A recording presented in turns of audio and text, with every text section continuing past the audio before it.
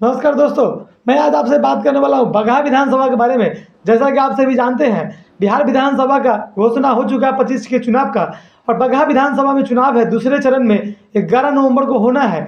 ये जो है आपको सामान्य श्रेणी की सीट है, पश्चिमी चंपारण जिला में आता है और वाल्मीकि नगर लोकसभा क्षेत्र के अंतर्गत आता है। वैसे तो इस क्षेत्र पे, इस सीट पे बीजेपी का गढ़ कहा जाता है, लेकिन लड़ाई जो है इस बार आमने सामने की होने की उम्मीद है। लेकिन यहाँ पे एक तीसरा कोण बनाने की भी कोशिश कर रहे हैं जन स्वराज पार्टी की तरफ से पूर्णवासी राम, जो कि पूर्व विधायक रह चुके हैं, क्योंकि ये सीट जो है रिजर्व हुआ करता था 2008 से पहले। तो यहाँ से पूर्णवासी राम विधायक थे और इस बार वो चाह रहे हैं कि जन स्वराज से टिकट ले। बात करते हैं महागठबंधन की तरफ से, तो यहाँ से जयेश मंगलम सिंह जो है पिछला चुनाव जीते थे, पिछला चुनाव में वो विजेता रहे थे, जो कांग्रेस की तरफ से चुनाव लड़े थे, और उनको वोट मिला था 59,993। और दूसरे नंबर पे रहे, प्रथम स्थान जो मिला था, जो विजेता रहे थे, वो थे राम सिंह, जो बीजेपी की तरफ से चुनाव लड़े थे, और उनको वोट मिला था 90,013 वोट। वो 30,020 वोट से चुनाव जीते थे, और ये बहुत ही अच्छा खासा मार्जिन कहा जा सकता है विधानसभा चुनाव में 30,000 वोट से चुनाव जीतना। तो ये सीट जो है बीजेपी का गढ़ बन चुका है। और सन 2010 में जो चुनाव हुआ था, उस समय यहाँ से जेडीयू के उम्मीदवार चुनाव जीते थे, और वहाँ पर जो है आपको मतलब एनडीए गठबंधन का ही प्रभाव देखने को उस समय भी मिला था। यहाँ पे लगातार जो है आपको बीजेपी गठबंधन जो है चुनाव जीत रही है, और यहाँ से कांग्रेस के उम्मीदवार दूसरे नंबर पे रहते हैं। तो इस बार भी लड़ाई आमने सामने की होने की उम्मीद है। देखिए क्या होता है, किस करवट उठ बैठती है, परंतु इस बार भी जो है लड़ाई बहुत ही तगड़ी होने की उम्मीद है, क्योंकि जैसे जैसे डिजिटल दुनिया का प्रभाव बढ़ रहा है, तो लोग भी जागरूक हो रहे हैं और वोटिंग परसेंटेज जो बढ़ने का उम्मीद है। चुनाव आयोग की भी कोशिश है कि वोटिंग परसेंटेज बढ़े, तो हो सकता है कि चुनाव आमने सामने के फाइट में किसी की भी तरफ पलड़ा भारी हो सकता है।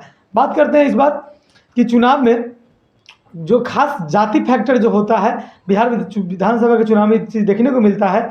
तो आप बात करते हैं सबसे ज़्यादा इस सीट पे ब्राह्मण समुदाय की जो है आबादी है, ब्राह्मण जाति के लोग जो है सबसे ज़्यादा निर्णायक है इस सीट पे, और ज़्यादातर जो है उनके वोट ही निर्भर करते हैं कि किस उम्मीदवार के जीत या हार होगी।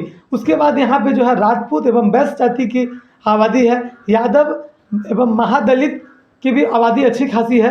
साथ ही साथ यहाँ पे जो माइनॉरिटी है उनका भी आबादी देखने को मिलता है। तो बगहा विधानसभा में एक विविध प्रकार की आबादी है और आमने सामने की लड़ाई होने की उम्मीद है। तो अगर थोड़ा सा भी वोटिंग परसेंटेज में बदलाव होता है या तीसरा कोण बनता है, तो किसी भी उम्मीदवार के पक्ष में फैसला जा सकता है या उसके विपरीत भी फैसला हो सकता है। तो तीसरा कोण कितना महत्वपूर्ण बनता है, ये निर्भर करता है।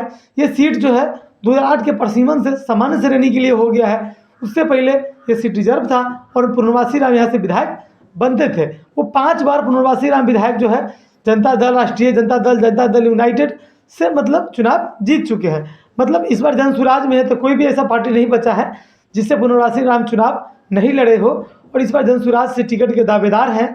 साथ ही साथ देखना होगा कि इस बार जो है बीजेपी से जो पूर्व विधायक रहे हैं राघव शरण पांडे, वो भी चुनाव में टिकट के दावेदार हैं और वो भी लगे हुए टिकट के लिए। साथ ही साथ आपको राम सिंह हो गए और जयेश मंगलम सिंह है, तो रुपेश पांडे हैं, एक वहाँ के बहुत बड़े उद्योगपति हैं रुपेश पांडे, वो भी ब्राह्मण समाज से आते हैं और वो भी टिकट के दावेदार हैं। वो एनडीए गठबंधन से ही टिकट लेना चाहते हैं, लेकिन जेडीयू से आएंगे या बीजेपी से या एलजेपी-आर से, ये उनको भी पता अभी तक नहीं है, क्योंकि टिकट मिला नहीं है, और वो लगे हुए हैं कि एनडीए से किसी भी दल से टिकट उनको मिल जाए। तो बहुत ही महत्वपूर्ण सीट है बिहार विधानसभा के लिए, ऐतिहासिक सीट है बगहा। यहाँ से आपको मतलब आपके विविधता जो है भारत की और बिहार की वजह कुछ चीज़ें देखने को मिलेगा, क्योंकि ये पश्चिमी चंपारण का सीमावर्ती क्षेत्र का इलाका है बगहा। तो आप यहाँ पे देख सकते हैं कि यहाँ पर क्या रिजल्ट आएगा। आप कमेंट करके बता सकते हैं, अगर आप उस क्षेत्र से हैं तो किस उम्मीदवार के जीतने का चांस है, और कैसा मतलब आप लोगों को उम्मीद है, क्या विकास मतलब जो निवर्तमान विधायक वो कर पाए हैं या नहीं कर पाए हैं, क्या उम्मीदें हैं। तो आप सभी हमें कमेंट में बता सकते हैं। मिलते हैं अगले वीडियो में, तब तक के लिए नमस्कार दोस्तों।